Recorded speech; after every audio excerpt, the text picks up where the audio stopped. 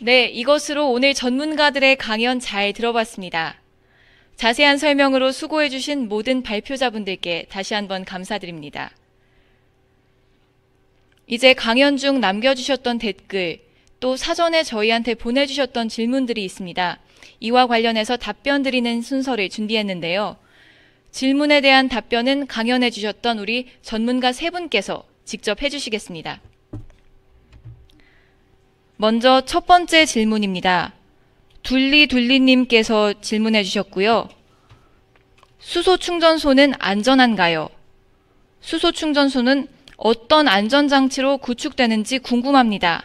하고 남겨주셨습니다. 이와 관련해서 한국가스안전공사의 우리 서원석 부장님께서 답변 주시겠습니다. 네, 수소 충전소는 세계 최고 수준의 죄송합니다.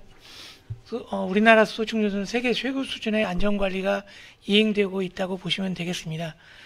보시는 것처럼 아까 좀 전에 설명드린 것처럼 기본적으로 화재가 발생할 수 있는 세 가지 요인에 대해서 안전관리를 수행하고 있는데, 첫 번째는 가스가 샜을 때는 수소 누출 경보기를 10m 단위당 하나씩 설치를 해서 바로바로 수소가 누출되는지 여부를 확인을 하고 조치할 수 있도록 그렇게 시스템이 되어 있고요. 점화원, 스파크나 아니면 정전기 등에 의한 점화원을 방지하기 위해서 정전기 방지 조치, 그리고 방폭 전기기를 설치를 해서 사전에 예방 조치를 또 완벽하게 해 놓았습니다. 또한 이런 그 기능들이 제대로 작동하는지 작동하지 않는지를 지속적으로 가스안전공사 직원이 방문을 해서 기능 점검을 하고 있기 때문에 안전관리상 큰 문제가 없다고 판단하고 있습니다. 네, 감사합니다. 이어서 두 번째 질문입니다. 임정은님께서 질문해 주셨는데요. 인천 수소 충전소 구축이 언제 될까요? 늦어지는 이유가 궁금합니다. 하고 남겨주셨습니다. 이와 관련해서는 인천시 에너지정책과 유준호 과장님께서 답변해 주시겠습니다. 예, 지금 저희도 시민분들께서 그런 문의를 많이 해주시는데요. 지금 현재 수소 충전소가 경제성이 많이 나지 않고 있습니다. 왜냐하면 수소 자동차가 어찌 보면은 계란이 먼저냐 닭이 먼저냐 이런 문제일 수도 있는데요. 수소 충전소가 지금 수소 자동차가 많이 보급이 되어 있지 않기 때문에 운영에 있어서 많은 좀 적자가 예상이 됩니다. 경제성이 낮기 때문에 사업하시는 분들께서 어려움을 호소하시고 있고요. 그리고 또 한 가지는 지금 수소에 대한 시민분들께서 아직 초기 단계이기 때문에 막연한 불안감을 좀 가지고 계신 것 같습니다. 그래서 저희가 인천시에서는 수소의 안전성에 대해서 시민분들께 여기 옆에 전문가들께서 말씀을 많이 해주셨듯이 과학적인 근거를 가지고 시민분들께 이 수소 충전소의 안전성에 대해서 말씀드리려고 하고 있습니다. 네, 과장님 감사합니다. 바로 세 번째 질문 이어가겠습니다. 이번 질문은 오세희님께서 해주셨습니다. 오세희님께서 수소차와 전기차의 차이점에 대해서 아까 설명을 해주셨는데요. 이와 관련해서 좀 더 자세한 내용을 듣고 싶으시고 또 장단점이 궁금하다고 남겨주셨습니다. 이와 관련해서 아까 발표를 준비해 주셨던 에너지경제연구원 김재경 박사님께서 해주시겠습니다. 네, 감사합니다. 저 에너지경제연구원의 김재경입니다. 저 이런 질문을 자주 받습니다. 전기차, 수소차 차이가 뭐냐? 또는 어느 쪽 차가 앞으로 모든 시장을 다 독점할 수 있느냐? 전기차를 사야 되느냐, 수소차를 사야 되느냐, 이런 논란들이 상당히 많았었는데요. 우선 첫 번째로 이 두 차는 공통점이 상당히 많습니다. 부품도 상당 부분을 다 공유를 하고 있고요. 그럴 수밖에 없는 것이 기본적으로 바퀴를 돌리는 힘은 전기를 활용합니다. 다만 차이가 있다면 전기차는 배터리를 싣고 다닙니다. 큰 리튬이온 계열의 배터리를 싣고 다닌다. 그리고 그 리튬이온 계열의 배터리에 전기를 충전하는 방식으로 해서 충전된 전기를 담아서 그 전기로 모터를 구동해서 다닌다. 이게 전기차의 기본 개념이고요. 수소차는 이 배터리를 떼어내고, 물론 배터리도 들어가긴 합니다. 조그마한 건. 배터리를 떼어내고 거기에 수소 발전기가 들어갑니다. 그 수소 발전기를 돌리기 위해서 물론 수소 탱크가 들어가서 거기서 탱크에서 수소를 공급해서 발전기를 돌리고, 그 발전기에서 발생하는 전기를 가지고 모터를 돌려서 구동하는 자동차, 이렇게 말씀할 수가 있는데요. 두 기차에 좀 장단점이 있습니다. 전기차는 상대적으로 가볍고 또 여러 가지 부품이 적다는 장점도 있고요. 사람들이 쓰시기에는 우리나라는 이미 다 전기는 이미 환경이 다 갖춰져 있습니다. 뭐 어느 집을 가든지 뭐 전국 어디를 가든지 간에 전기는 다 들어오니까요. 그 전기와 연결해서 뭐 전기차 충전소를 만든다든지 그리고 그걸 통해서 전기를 충전하는데 그 인프라 면에서는 훨씬 전기차가 더 우월합니다. 반면에 수소 충전소는 아직 구축이 많이 되어 있지 않습니다. 이거 많이 구축을 해야 되는 그런 단점이 있다는 점이 또 한 가지 차이점이라고 할 수 있고요. 반면에 충전 시간 면에서는 좀 차이가 있습니다. 전기차는 한번 충전하려면 뭐 아무리 빨라도 급속으로 충전해도 한 30분 이상 걸리고요. 완속으로 충전하게 되면 대략 하루 밤새 충전을 해야 되는 그런 문제들이 있습니다. 반면에 수소차는 충전소에 가서 우리 일반적으로 주유소에서 기름 넣듯이 한 5분 정도면 충전이 가능합니다. 또 한 가지는 현재 기술적으로는 한 번 충전해서 갈 수 있는 최대 거리에서 좀 차이가 있습니다. 현재 최근까지 나온 자동차를 기준으로 한다면 전기차 같은 경우는 한 400km대 정도 나오는데 수소차 같은 경우는 넥소 같은 경우는 600km 이상을 갈 수 있고요. 이 이상이 지금 개발 준비 중에 있습니다. 일본에 있는 미라이 같은 경우는 거의 1000km대까지도 지금 이야기가 나오고 있으니까요. 훨씬 먼 거리를 갈 수 있다는 점에서 장점이 될 수 있고요.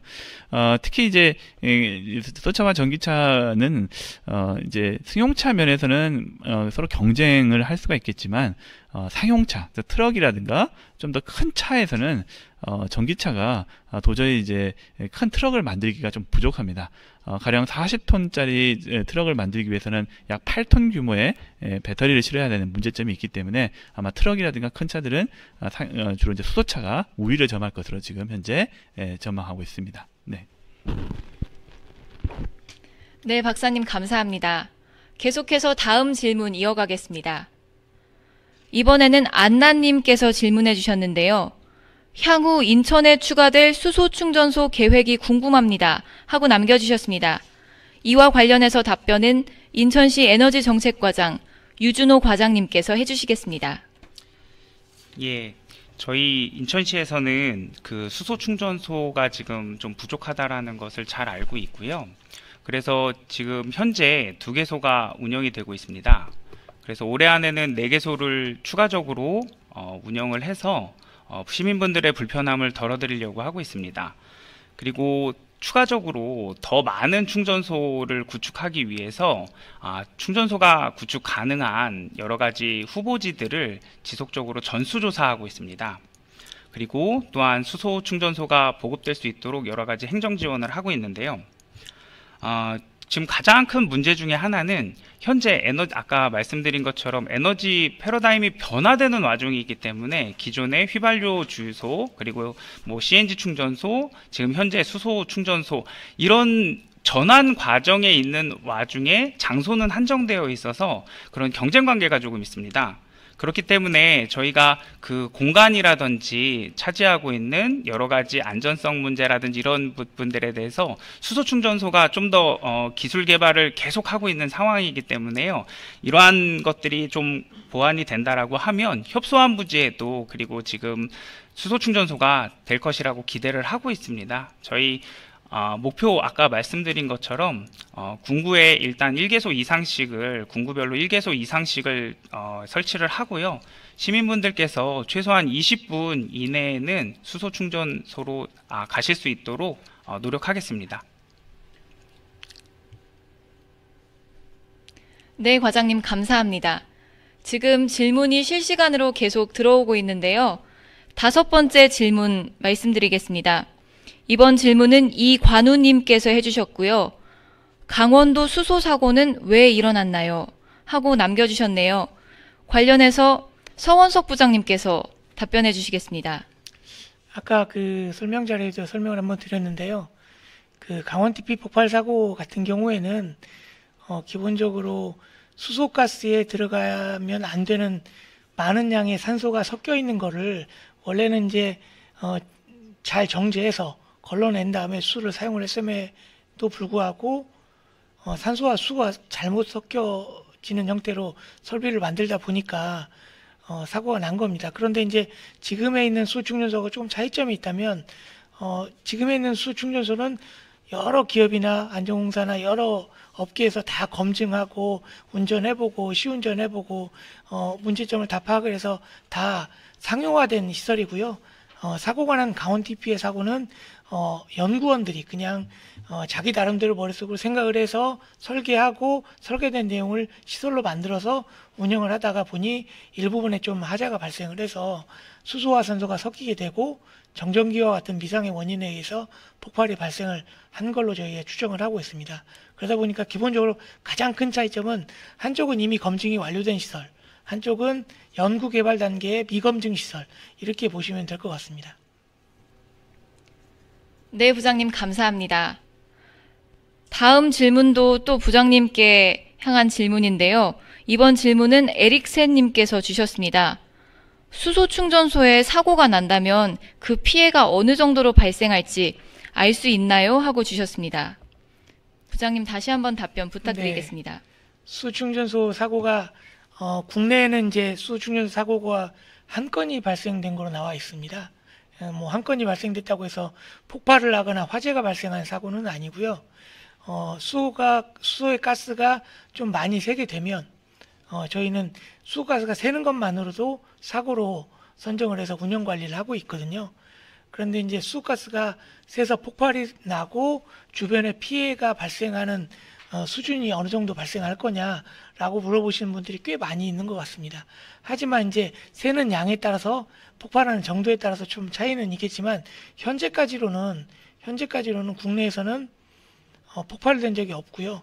혹시 저희가 이제 위험성 평가라고 해서 시뮬레이션을 수충전소에 대해서 사전을 해봅니다. 그래서 요 충전소의 사고가 얼마에 한 번씩 발생을 할까라고 이렇게 계산 시뮬레이션을 돌려보면 보통 일반적으로 몇백 년에 한 건 발생할 정도의 수준으로 나와 있고요. 설령 혹시 발생한다 하더라도 아까 말씀드린 여러 가지 방호벽 시설이라든지 그리고 차폐 시설이라든지 이런 시설이 피해가 외부에 있는 사람이나 시설이나 건물로 퍼지지 않도록 충분한 조치를 갖췄기 때문에 많은 사람들한테 피해의 영향은 좀 미미할 것이라고 생각을 하고 있습니다.